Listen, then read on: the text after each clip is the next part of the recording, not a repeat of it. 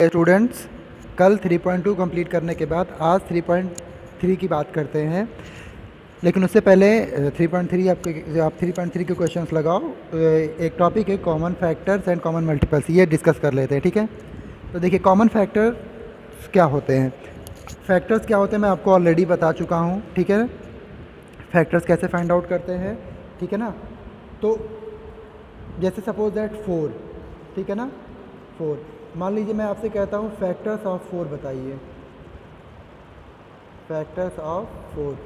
तो आपको पता है 4 के फैक्टर क्या क्या होते हैं, आप निकाल सकते हैं, चाहे मल्टीप्लिकेशन मेथड से चाहे डिवीज़न मेथड से निकालेंगे तो आपको आएगा 1 आएगा, 2 आएगा और 4 आएगा। ठीक है ना, ऐसे ही अगर मैं कहूँ आपसे फैक्टर्स ऑफ 6, फैक्टर्स ऑफ 6 का फैक्टर निकालिए, तो जब आप 6 का फैक्टर निकालेंगे तो वो आएगा 1 आएगा, 2 आएगा, 3 आएगा और 6 आएगा। ठीक है ना, आपको पता है कि 1 तो सबका फैक्टर होता ही होता है और सारे नंबर खुद के भी फैक्टर होते हैं। ठीक है ना, तो 1 को छोड़ करके, क्योंकि 1 जो है प्राइम नंबर है। चलिए ठीक है, तो फिलहाल ये आपका 4 का सारे फैक्टर मिल गया आपको, 1 2 4, और 6 का फैक्टर मिल गया 1 2 3 और 6। अब अगर हम यहाँ आपसे कहें कि बताइए ये दोनों में से 4 के फैक्टर और 6 के फैक्टर में से कौन कौन से ऐसे फैक्टर है जो कॉमन है, तो आप कहोगे सर यहाँ 1 है, जिसमें भी 1 है, तो एक हो गया। तो अब मैं लिखने जा रहा हूँ कॉमन फैक्टर्स ऑफ 4 एंड 6, 4 और 6 के कॉमन फैक्टर्स। ठीक है, तो यहाँ हो गया 1 कॉमा, फिर इसमें भी 2 है, यहाँ पे भी 2 आपको मिल रहा है, तो ये हो गया 2। फिर और कोई कॉमन मिल रहा है नहीं, यहाँ 4 है, यहाँ 3 और 6 नहीं। तो देखिए कॉमन फैक्टर्स ऑफ 4 एंड 6 क्या मिला, 1 और 2। इसका मतलब ये हो गया कि 4 और 6 का जो कॉमन फैक्टर है वो क्या है, 1 और 2। मतलब 1 और 2 दोनों में मिलेगा, 4 में भी मिलेगा और 6 में भी मिलेगा। तो यही है कॉमन फैक्टर और कुछ अलग नहीं है आपका। ठीक है ना, हाँ इसमें एक चीज़ और बता दूँ मैं आपको कि जैसे मान लीजिए मैंने 4 और 6 का एग्जाम्पल लिया, वहीं अगर फैक्टर्स ऑफ 4 जैसे अभी आपने लिखा था फैक्टर्स ऑफ 4, ये क्या था 1 2 और 4 था ना। अभी मैं कहूँ आपसे फैक्टर्स ऑफ 5 ले लीजिए, तो 5 का फैक्टर क्या मिलेगा आपको, 1 मिलेगा और 5 मिलेगा। ठीक है ना, तो अब देखेंगे आप, अगर मैं इनसे पूछूं कि इन दोनों का कॉमन फैक्टर क्या है, 4 और 5 का common factors of 4 and 5 equal to, तो 4 और 5 का कॉमन फैक्टर बताइए क्या है, 1 इसमें है और 1 इसमें है, तो 1 हो गया। और कोई है, यहाँ 2 है, यहाँ 4 और यहाँ 5 है, नहीं और कुछ नहीं है। तो कहने का मतलब ये 4 और 5 का कॉमन फैक्टर है 1। तो एक बात याद है, 1 और 1 एंड ओनली 1, मतलब केवल और केवल एक ही 1 ही है। ठीक है, तो याद रखिए if 2 numbers have only 1 as their common factor then they are said to be coprime. Coprime का मतलब अगर मान लीजिए जैसे 4 और 5 इन दोनों का कॉमन फैक्टर अभी आपने निकाला और केवल क्या आया, 1 आया, तब आप कहेंगे कि 4 एंड 5 आर को prime.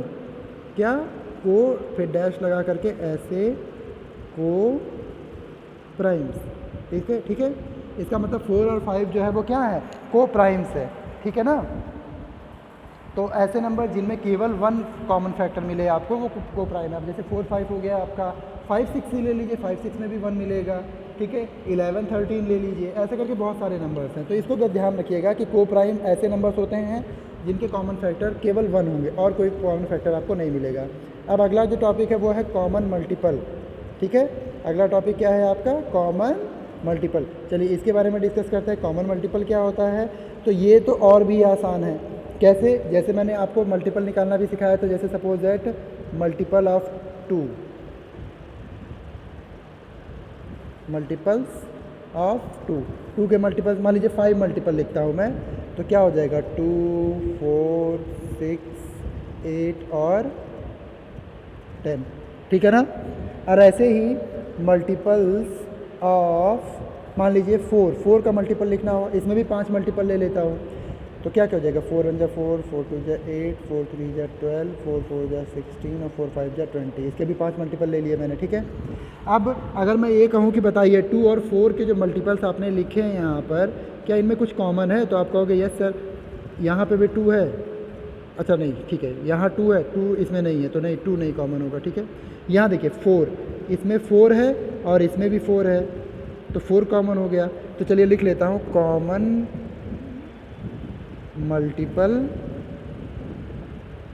Multiples actually multiples of 2 and 4 is equal to, चलिए 2 और 4 के कॉमन मल्टीपल्स, यहाँ देखिए 4 मिला था तो 4 लिख दिया, फिर एंड और क्या है, एक और देखिए एक और है, यहाँ 8 है ना 2 में और 4 में भी क्या है 8 है, तो यहाँ लिखेंगे 8। और कुछ है, यहाँ 10 है, इसमें 10 है नहीं और केवल 5 मल्टीपल ही लिया है मैंने, और आगे मिलेगा, लेकिन अब आप आगे 2 का टेबल और आगे लिखते जाओ और 4 का भी टेबल और आगे लिखोगे तो आगे भी मिलेंगे आपको मल्टीपल, ठीक है।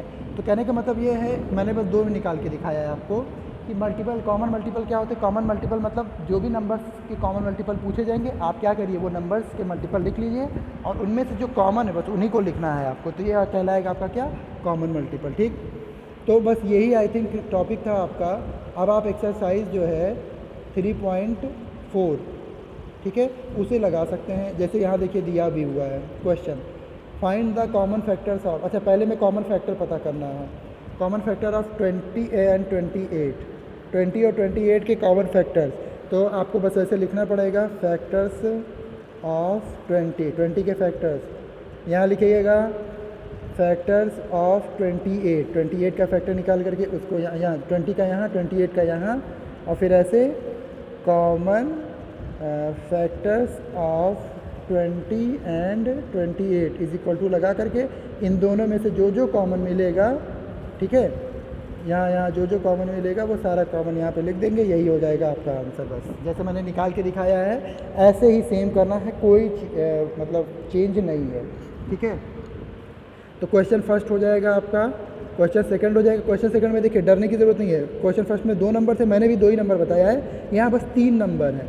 तो यहाँ 4 का ऐसे फैक्टर लिखिएगा, 8 का लिखिएगा और फिर 12 का लिखिएगा और फिर नीचे लिखिएगा कॉमन फैक्टर, और इन तीनों में से जो कॉमन मिलेगा ना वो लिखिएगा, बस और कोई डिफरेंस नहीं है, कोई बदलाव नहीं है, ठीक। चलिए तो ये भी कर लीजिएगा आप। क्वेश्चन नंबर 3 में फाइंड फर्स्ट 3 कॉमन मल्टीपल, अच्छा पहले के 3 कॉमन मल्टीपल। देखिए जब मैंने जो अभी आपको क्वेश्चन बताया था उसमें केवल 2 मल्टीपल मैंने बताए थे कॉमन, 4 और 8, यहाँ पे आपको 3 बताने हैं। तो चलिए मान लीजिए लिख के ही बता देता हूँ मैं, 6 का मल्टीपल क्या क्या होता है, 6 होता है, टेबल लिखना है बस, 6 2 जा 12, 6 3 जा 18, 6 4 जा 24, 6 5 जा 30, 6 6 जा 36, 6 7 जा 42, 6 8 जा 48, 6 9 जा 54 और 6 10 जा 60। चलिए लिख दिया। अब 8 का ऐसे क्या लिख लिए, 8 1 जा 8, 8 2 जा 16, 8 3 जा 24, 8 4 जा 32, 8 5 जा 40, 8 6 जा 48, 48 है ये, ठीक है।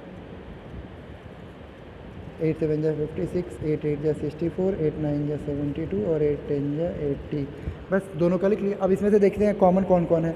तो यहाँ देखिए यहाँ पे आपको 8 है, 8 इसमें है नहीं, 16 भी नहीं है, 24 मिला। देखिए 6 में भी 24 है और 8 में भी 24 है, ये हो गया। आगे चलते हैं, 8 में आपका 32 है, इसमें नहीं है, 40 नहीं है, 48।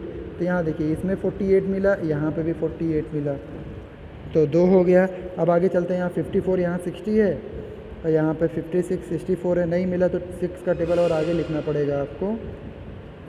11 6 जा 66 मतलब, और ये हो जाएगा 12 6 जा 72। 12 टाइम आपको लिखना पड़ेगा किसका टेबल, 6 का। क्यों? क्योंकि अगला जो कॉमन मल्टीपल मिलने वाला है वो ये है 72। तो 72 आपका 8 में भी है और 6 में भी है। तो अगर 8 टाइम आपने 12 टाइम आपने 6 का टेबल लिखा है तो 12 टाइम इसको भी लिखना पड़ेगा आपको। तो चलिए लिख लेते हैं, 11 8 जा 88 हो जाएगा और 12 8 जा 96। बस चलिए 12 टाइम मैंने 6 का भी टेबल लिखा, 12 टाइम मैंने 8 का भी लिखा है, और उससे मुझे 3 कॉमन मल्टीपल मिल गए हैं जो कि है 24 48 और 72। तो ऐसे लिख देंगे कॉमन मल्टीपल ऑफ क्या क्या, 6 एंड 8 आर क्या क्या है आपका, है 24 था, 48 था, सॉरी ये कॉमन नहीं होगा यहाँ पे, 48 था और 72। बस ऐसे आंसर लिख दीजिए, हो गया आपका, ठीक। ऐसे ही सेकंड वाला भी कर लीजिएगा। आगे चलते हैं, write all the numbers less than 100 which are common multiple of 3 and 4। वो सारे नंबर्स आपको लिखने हैं जो कि 100 से कम है और 3 और 4 के कॉमन मल्टीपल है। मतलब सीधा सीधा आप 3 और 4 का कॉमन मल्टीपल लिखना है आपको। तो एक काम करिए, 3 का टेबल लिखिए आप, और कितनी बार लिखिए, इतनी बार लिखिए कि आपका 99 आ जाए। आप कहोगे 99 पे क्यों रुकना है, क्योंकि 99 से जैसे आप जाओगे 3 के टेबल में तो आपका 102 आ जाएगा, ठीक है ना, और वो 100 से ज़्यादा हो जाएगा। तो 3 का टेबल आपको तब तक लिखना है जब तक कि 99 ना आ जाए। और वैसे मैं बता दूँ 33 टाइम आपको लिखना पड़ेगा, क्योंकि 33 3 या 99 होता है। ऐसे ही 4 का टेबल भी आप लिखते जाइएगा तब तक जब तक कि 100 से कम रहे। 100 से ऊपर आए तो तुरंत रोक दीजिएगा। तो 3 का जो है टेबल, 3 का टेबल इधर पूरा लिख डालिएगा आप, 4 का टेबल इधर पूरा लिख डालिएगा, ठीक है ना। अब इसमें से जो कॉमन होंगे वो आपको नोट करने रहेंगे, ठीक है ना। तो जितने कॉमन मिलेंगे वही सारे आपके आंसर हो जाएंगे क्वेश्चन नंबर 4 के, क्योंकि आपको लिखना है ना कि right the all the numbers, ठीक है, लेस देन 100 जो कि 100 से कम हो और which are common multiple of 3। मतलब 3 और 4 का कॉमन मल्टीपल तो हो लेकिन 100 से कम हो, तो वहाँ तक आपको लिखना पड़ेगा। आई बात समझ में ना। क्वेश्चन नंबर 5 देखिए। क्वेश्चन नंबर 5 में दिया which of the following numbers are coprime. इनमें से कौन से नंबर्स को प्राइम है। तो मैंने सिंपल से आपको बताया था क्या कि दोनों का कॉमन फैक्टर निकालो। जैसे मान लो आप ले लेते हो इसमें कौन सा, ये बी वाला मैं पार्ट ले लेता हूँ मैं। बी में देखिए क्या क्या दिया हुआ है, एक 15 दिया हुआ है और एक 37 दिया हुआ है। तो 15 का फैक्टर निकालेंगे आप तो 1 आएगा, 3 आएगा, 5 आएगा और 15 आ जाएगा। और ऐसे ही 37 का निकालोगे तो 1 और 37 ही आएगा केवल, और कुछ नहीं आएगा। तो इनमें क्या कॉमन मिला आपको, 1 मिला ना, और कुछ नहीं है नहीं। तो इसका मतलब ये क्या है, 15 और 37 ये को प्राइम है। बात समझे कि नहीं। तो ऐसे ही आप बाकी और ग्रुप जो है दिया हुआ है, इसमें 6 क्वेश्चन है, 6 पार्ट है, ठीक है ना। इसमें से एक पार्ट मैंने बताया, बाकी आप करिएगा, उनका फैक्टर निकालिएगा। फैक्टर में अगर आपको 1 मिलता है, सिर्फ और सिर्फ 1 मिलता है कॉमन फैक्टर, तो आप को प्राइम है, नहीं तो नहीं है। अब क्वेश्चन नंबर 6 देखिए। अ number is divisible by both 5 and 12 by which other number will that number be always divisible. एक नंबर है जो कि 5 से और 12 से डिविजिबल है, तो ऐसा कौन सा नंबर है जिससे वो हमेशा डिविजिबल होगा। एक दूसरा नंबर कोई और बताइए। तो याद रखिए मैंने आपको डिविजिबिलिटी बताया था। तो जैसे मैंने 6 की डिविजिबिलिटी आपको क्या बताई थी, 6 के लिए मैंने कहा था कि अगर कोई नंबर 6 को 2 और 3 में ब्रेक कर सकते हैं। तो मैंने कहा था अगर कोई नंबर 2 से डिविजिबल है और 3 से डिविजिबल है तो वो 6 से भी डिविजिबल होगा हमेशा, ये बताया था ना। तो इसका मतलब वही आप रूल यहाँ पे भी अप्लाई करोगे कि अगर कोई नंबर 5 से डिविजिबल है और 12 से डिविजिबल है तो इसका मतलब 12 5 जा 60, तो वो नंबर 60 से भी हमेशा डिविजिबल होगा। तो यहाँ पे आंसर क्या आ जाएगा आपका, 60 आ जाएगा, ठीक है ना। तो आप ऐसे लिख लीजिएगा इसको कि a number is divisible, if a number is divisible by both 5 and 12 then it must be divisible by, ये स्टेटमेंट लिख के 5 × 12 करके लिखिएगा 60। बस यहीं लिख दीजिएगा आंसर आपका। स्टेटमेंट जो मैंने बोला है उसी को लिख दीजिएगा आप, ठीक है। वीडियो स्लो करके आप देख लीजिएगा या रिपीट करके अगर नहीं समझ में आ रहा है तो। अब question number 7, a number is divisible by 12 by what another number will that number be divisible. ये तो जस्ट उल्टा है किसका, क्वेश्चन नंबर 6 का। क्वेश्चन 6 का जस्ट अपोजिट है ये, तो ये मैं नहीं बताऊंगा, ये आप करेंगे, ठीक है। तो इस तरीके से एक्सरसाइज 3.4 भी आज आपका कंप्लीट हुआ। आगे के एक्सरसाइज पे जब हम चलेंगे अपने अगले वीडियो में तो आगे की एक्सरसाइज देखेंगे और जो टॉपिक्स होंगे वो डिस्कस करेंगे, ठीक है। चलिए।